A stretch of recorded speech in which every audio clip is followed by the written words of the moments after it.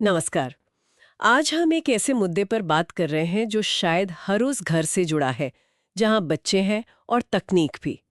मतलब ये बदलता हुआ बचपन, और क्या वाकई इसमें नैतिक मूल्यों की जगह कम हो रही है। हमारे पास एक लेख के कुछ अंश हैं जो इस पर काफी गहराई से सोचते हैं। तो चलिए देखते हैं इसमें क्या है। हाँ, नमस्कार। ये लेख असल में आजकल के माहौल में बच्चों के नैतिक विकास पर जो असर पड़ रहा है ना, उसे समझने की कोशिश करता है।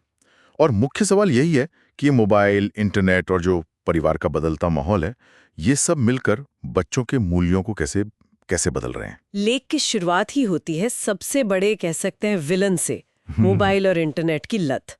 ये बात तो हम सब महसूस करते हैं कि बच्चे स्क्रीन से चिपके रहते हैं। पर क्या लेख ये बताता है कि ये आदत असल में किन चीजों की जगह ले रही है? हाँ, लेख इस बात पर जोर देता है।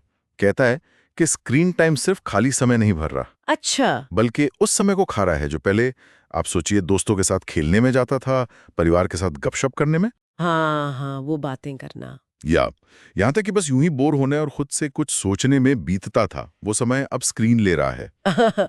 और इसके साथ ही एक और बात, जो संयुक्त परिवार कम हो रहे हैं। हाँ, तो वो जो दादा दादी या बड़ों से एक सहज मार्गदर्शन मिलता था ना कहानियों के जरिए, वो भी कहीं ना कहीं गायब सा हो गया है। और माता पिता की व्यस्तता। हाँ, ये तो खैर एक स्थायी सी समस्या लगती है आजकल। पर क्या इसका असर सिर्फ समय की कमी है या कुछ और भी? लेख इशारा करता है कि समय की कमी से ज्यादा गहरा असर शायद बच्चों के भावनात्मक अकेलेपन का है। भावनात्मक अकेलापन।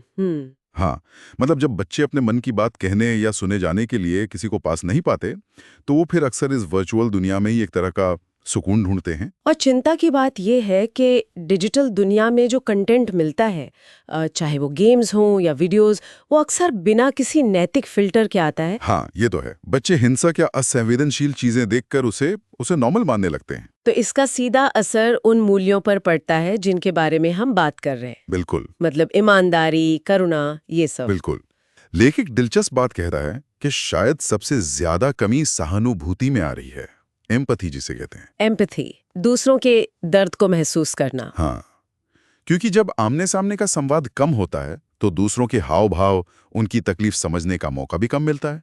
स्क्रीन पर ये सब नहीं सीख पाते। और इसके अलावा हाँ, ईमानदारी, अनुशासन, संयम, इन सब में कमी। और दूसरी तरफ झूठ, आलस्य, असम्मान का बढ़ना। सहनशीलता भी। हाँ, सहनशीलता भी घट रही है। जल्दी गुस्सा आना, चिड़चिड़ापन। और सेहत पर असर, वो तो शायद हम अपनी आंखों से भी देख रहे हैं। चश्मे का बढ़ता नंबर, मोटापा, नींद की कमी। बिल्कुल, शारीरिक असर तो साफ है, पर लेख मानसिक असर पर ज्यादा जोर देता है, जो शायद ज्यादा चिंताजनक है। जैसे जैसे यही चिड़चिड़ापन, ध्यान का भटकना, फोकस में कमी और गुस्सा बढ़ना। सामाजिक तौर पर देखें तो बच्चे या तो ज्यादा आक्रामक हो रहे हैं। या फिर एकदम अकेलेपन में सिमट रहे हैं। और कुछ मामलों में तो ये रुझान उन्हें गलत दिशा में, मतलब आपराधिक प्रवृत्ति की तरफ भी ले जा सकता है। ओह। और जाहिर है, ये सब मिलकर उनकी पढ़ाई पे भी तो असर डालता ही है। एकाग्रता नहीं होगी तो पढ़ेंगे कैसे। ये सब सुनने में थोड़ा निराशाजनक है। क्या लेख कुछ उम्मीद की किरण, कुछ समाधान भी सुझाता है या सिर्फ समस्या ही बताता है? नहीं नहीं, समाधान भी हैं।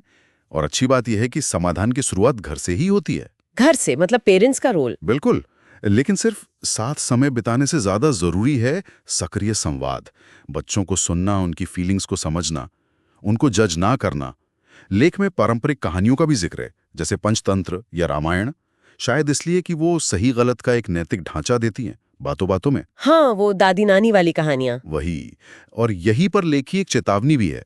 वो कहता है कि बच्चों को सिर्फ चुप कराने या व्यस्त रखने के लिए मोबाइल थमा देना, हाँ, ये बहुत होता है। ये असल में उनकी भावनाओं को अनदेखा करना है। ये एक शॉर्टकट है, समाधान नहीं। अच्छा, तो तकनीक को पूरी तरह हटाना तो शायद आज के जमाने में मुमकिन नहीं। तो इसका प्रबंधन कैसे हो, बैलेंस कैसे बने? सही कहा आपने। हटाना हल नहीं है। सीमित और उद्देश्यपूर्ण उपयोग, मतलब जरूरत के लिए हो, लत ना बने।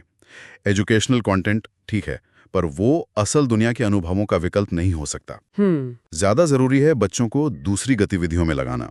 खेलकूद, कोई आर्ट, संगीत, ऐसी चीजें जहां वे असल में कुछ रचते हैं, सीखते हैं और दूसरों से जुड़ते हैं फिजिकली। और शायद सबसे अहम बात जो अक्सर नजरअंदाज हो जाती है, हाँ, वो है माता पिता का खुद उदाहरण बनना। बिल्कुल। ये सबसे ज़रूरी है। अगर हम खुद हर वक्त स्क्रीन पर हैं या गुस्से में अभद्र भाषा में बात करते हैं, तो बच्चों से अलग उम्मीद कैसे कर सकते हैं? रोल मॉडलिंग बहुत ज़रूरी है। सही बात है। तो ये तो हुई परिवार की बात। स्कूल और समाज का भी कोई रोल है इसमें? निश्चित रूप से बहुत बड़ा रोल है। नैतिक शिक्षा को सिर्फ एक विषय न बनाकर उसे स्कूल के पूरे माहौल का हिस्सा बनाना। लेख में एक संवेदना दिवस जैसे उदाहरण का जिक्र है। शायद कोई ऐसा दिन जहां बच्चे किसी जरूरतमंद की मदद करते हैं या सामाजिक कार्य से जुड़कर दूसरों की भावनाओं को बेहतर समझ पाते हैं। अच्छा, प्रैक्टिकल तरीके से। हाँ, प्रैक्टिकल तरीके से। एक और उदाहरण था लेख में, एक 10 साल के बच्चे का जो गेम के लिए झूठ बोलता था, पर जब उसे पेंटिंग जैसी रचनात्मक गतिविधि में डाला गया और परिवार ने उस पर ध्यान दिया, उसके साथ वक्त बिताया, तो उसका व्यवहार बदला। मतलब बदलाव मुमकिन है अगर कोशिश की जाए। हाँ, बिल्कुल मुमकिन है। संतुलन साधना होगा। तकनीक दुश्मन नहीं है, पर उसका सही इस्तेमाल और जीवन के दूसरे पहलू जैसे रिश्ते, संवेदनाएं, शारीरिक गतिविधियां, इनको प्राथमिकता देना जरूरी है। और ये सिर्फ स्कूल या माँ बाप की नहीं, ये हम सबकी, पूरे समाज की जिम्मेदारी है कि हम बच्चों को सिर्फ सफल नहीं, बल्कि एक नेक इंसान बनने में मदद करें। और शायद यहीं पर हमारे लिए सोचने वाली बात है। हम अपनी अगली पीढ़ी के लिए जब सफलता की परिभाषा घड़ते हैं, तो उसमें एक बेहतर, एक संवेदनशील इंसान होने के मूल्यों को कहाँ रख रहे हैं? क्या वो प्राथमिकता है? ये सवाल जरूर सोचना चाहिए।